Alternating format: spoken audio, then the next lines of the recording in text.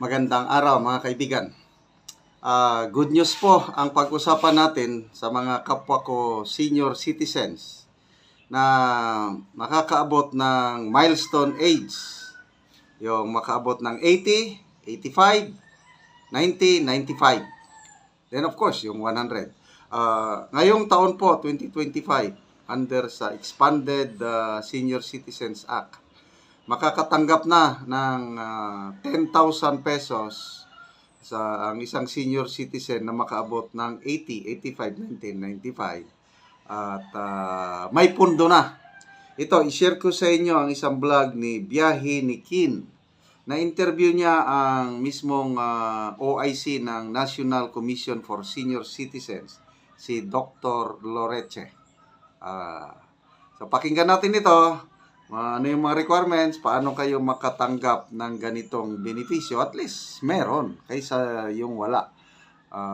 Kung hindi man natin maabot yung 100, at least 80, 85, 90, makakatanggap na ng konting tulong galing sa gobyerno. So, years old.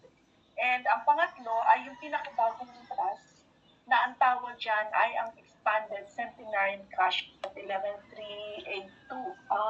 So, yan po yung pinakabago kung saan ang national government nagbibigay ng cash gift na 10,000 pag ikaw ay umabot sa edad na 80, 85, 90 at 95. Alright. Pagdating ma'am sa Expanded Centenarian Act, I believe na-approve siya last this year, around anong buwan ma'am? March, I think? February. February Siya was the law, and then it became effective on March 17 of 2024. Okay. Marami kasi nagtatanong ma'am, for example, yung mga senior citizen na umabot ng 80, 85, 90, and 95 by March 2024 to December 2024. May budget na po ba sila? Or wala pa? Sa ngayon, ang ibinigay na budget ng DBM sa NCSC is to cover the milestoners ng January 1, 2025 hanggang December 31, 2025. Anong ibig sabihin nito? So yung nag-milestone ages nung ito ay naging batas on March 17 of 2024, hanggang katapusan ng buwan na ito, they are also qualified to file the claims because there is an application for this benefit. However, because the budget is not yet given to us, then they will be considered as waitlisted. Pero sumulat na tayo sa DBM, hingi na tayo ng augmentation para sa kanila. Pero ang sigurado ay yung January 1, 2025 onwards ay magbibigyan kaagad sa kadahilanan na ang pondo ay nakalaan para sa kanila. Okay. okay, so klaruhin natin yung makaabot ng 80, 85, 90, 95, ngayong taon may pundo na. Mag-apply na lang. Ang batas na ito na-approve last year, March. So yung mga nag-80, 85, 90, 95 last year, wala pang pundo. Maghintay lang. Kailan pwede nang mag-apply. Okay? At least merong hihintayin kaysa yung wala. Malaking bagay na rin yan, 10,000. Sa hirap ng buhay ngayon. Dapat itong mga senior citizen na ganitong edad sana ang bigyan ng akap. Wala pinapabayaan ng mga senior citizen yung mga ituloy natin. Paano po yung magiging process nito ma'am? For example, yung lolo ko na dumating siya sa milestone age na 80 years old this coming January 2025. Ano po yung steps or process na gagawin niya para makapag-avail siya ng Expanded Centenarian cash gift na 10,000 pesos?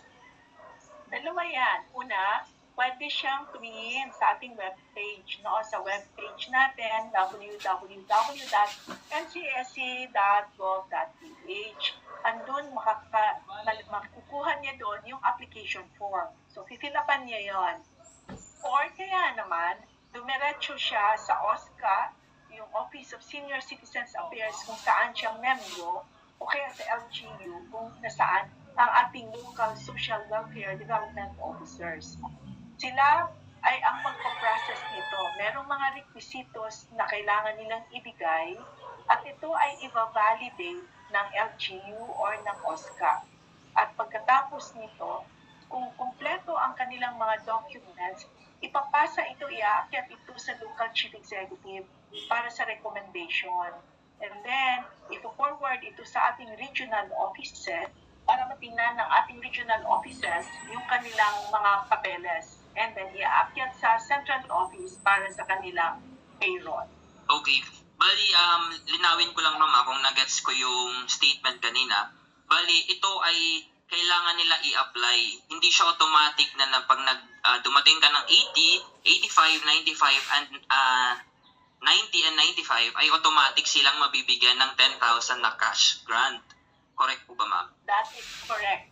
That is correct. It has to be applied for because it's a benefit. So it does not mean na automatic na 80 ka hahanapin ka namin. Hindi. Kailangan mag-apply kasi meron tayong validation. At alamin natin na yung nakasaad sa yung application form at yung mga basic requirements na kakailanganin ay nandun din. Okay. Ano po ba yung mga basic requirements, ma'am, na i-require if ever mag-apply?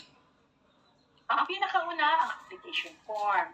Pangalawa, ay kailangan ng primary ID. So kung meron ikang live birth certificate, okay na yon. Kung wala, pwede rin yung iyong national government ID na PhilSys, yung meron tayo ngayon.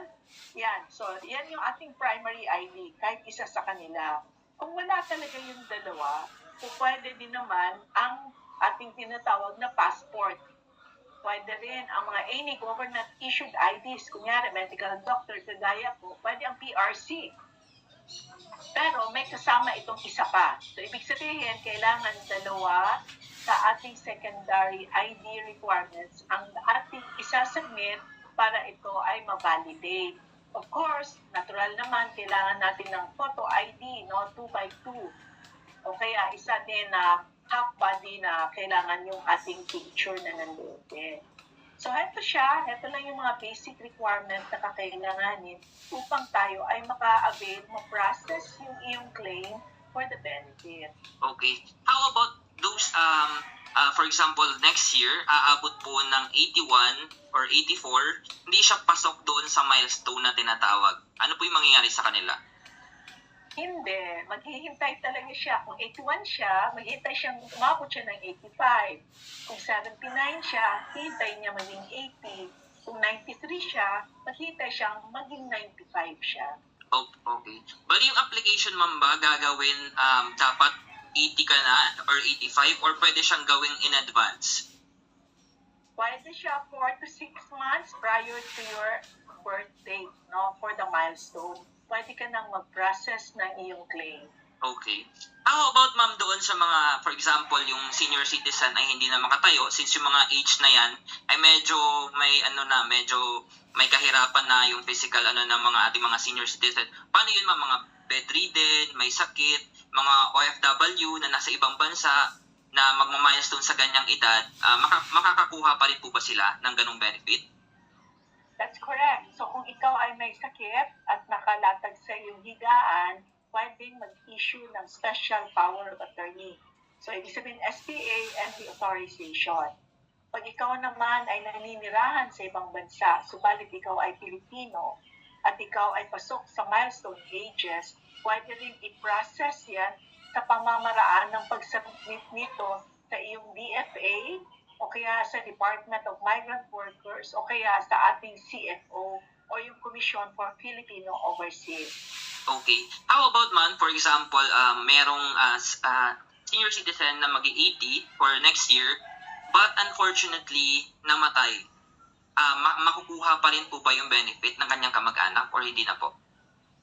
Yes. Kailangan din ng mga requirements para dito. Una ay kailangan na siya yung talagang recognized surviving kin at saka merong mga other documentary requirements kasama yung ating death certificate. Yes.